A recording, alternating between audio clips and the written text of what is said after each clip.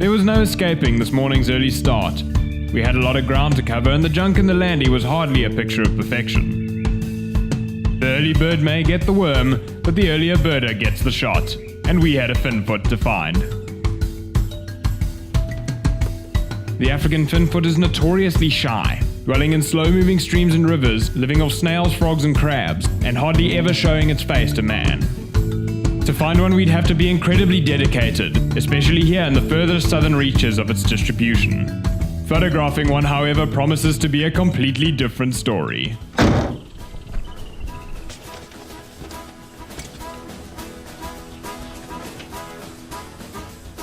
I'm being joined by my cousin Cameron, who's worked as my cameraman on many past adventures. With him around, things are sure to be interesting.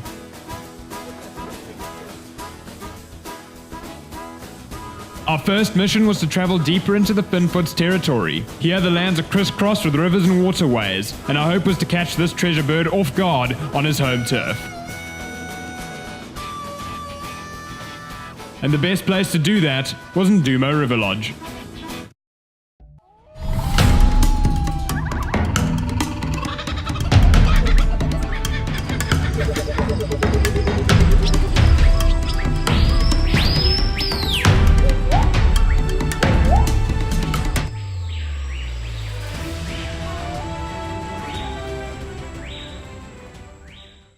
Ndumo River Lodge is a small haven for birds and birders, perfectly centered between Tembe Elephant Park, Ndumo Reserve, and all the other prized places to find a finfoot.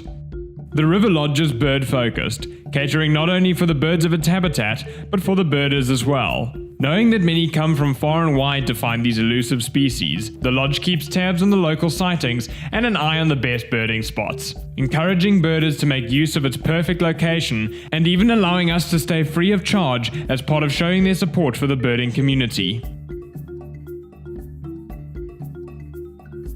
This newfound luxury was quite a nice change of scene.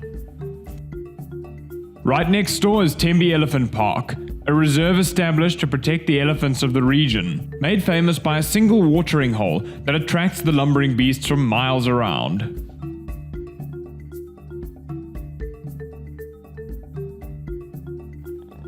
Legend has it that an old bull was buried here, and the elephants still pay tribute to his concrete gravestone.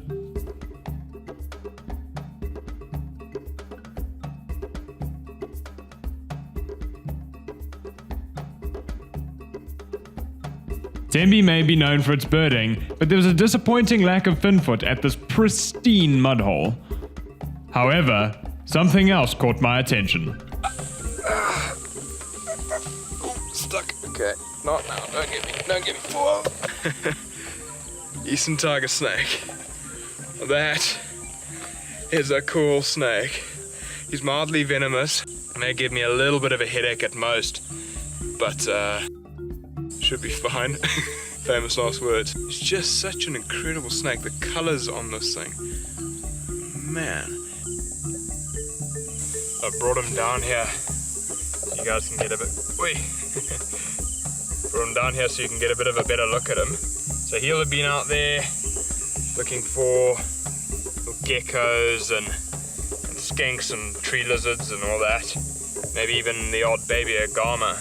He's hissing at me now. In his hunt, he kind of made himself a little bit too obvious. We spotted him, so it means that other predators can also get to him quite easy. You'll have to watch out for hawks, sparrowhawks and goshawks. But other than that, anything smaller, it's chow.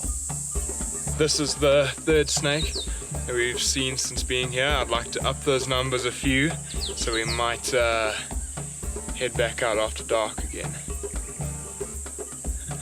He's ready to go. I've been getting too distracted.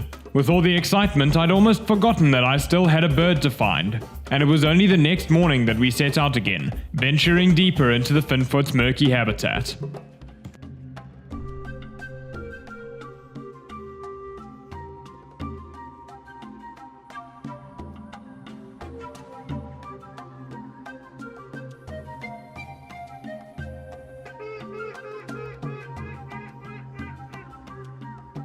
Many of the wonderful creatures that I find myself chasing after seem to have developed themselves a bit of a reputation for being elusive.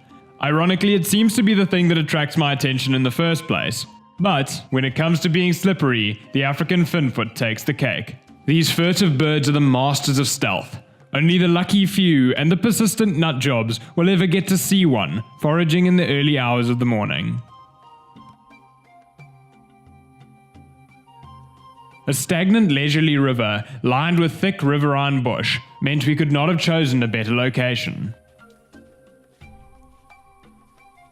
However, it was not the Finfoot that caught my eye.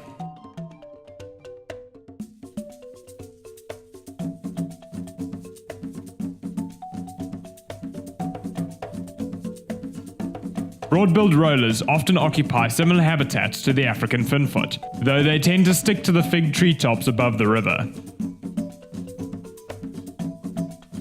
The broad-billed roller, in my opinion, is a treasure of Zululand, and as the third treasure bird for the trip, it was a welcome and colourful sight.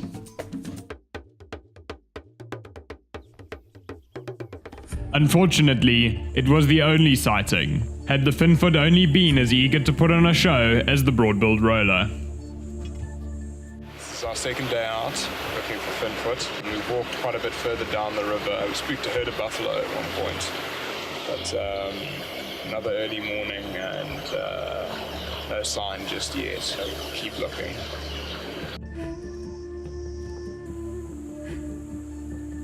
The locations given to us by Nduma River Lodge were perfect. The habitats were pristine, the timing was flawless, and the birds were out in full force as I spent the next 3 days scouring every river system for 50 kilometers for any sign of my major treasure bird.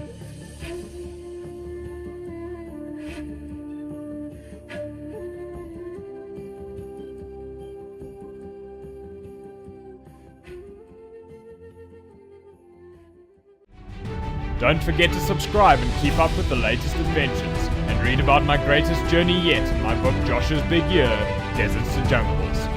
Let the treasure hunt continue.